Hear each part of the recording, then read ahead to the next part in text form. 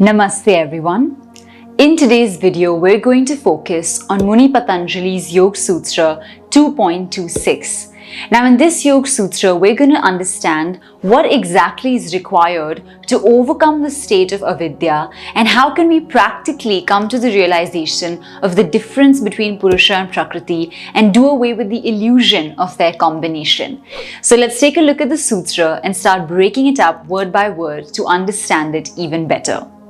The Sutra itself goes, Viveka Khyatira Viplava Hanopayaha.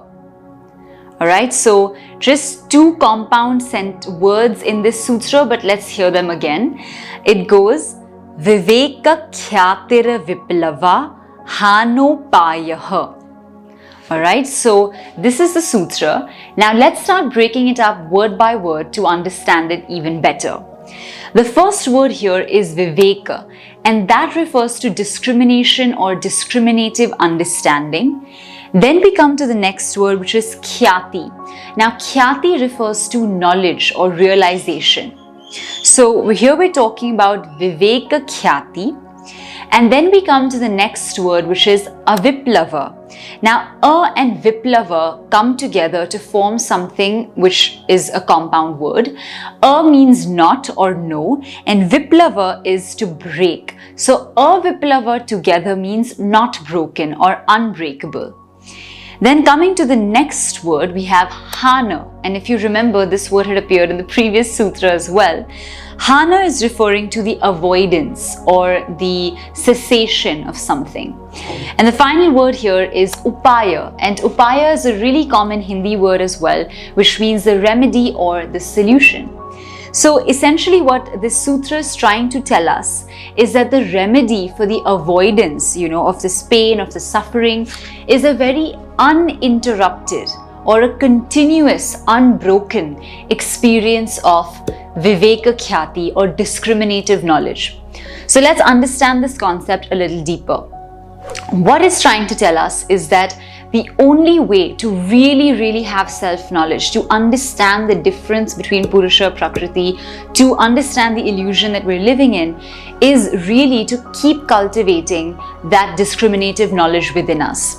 And of course, that's where the techniques of yoga come in, where we're constantly creating that discriminative knowledge for ourselves so that we can be aware in every moment of this illusion of Purusha and Prakriti combining together.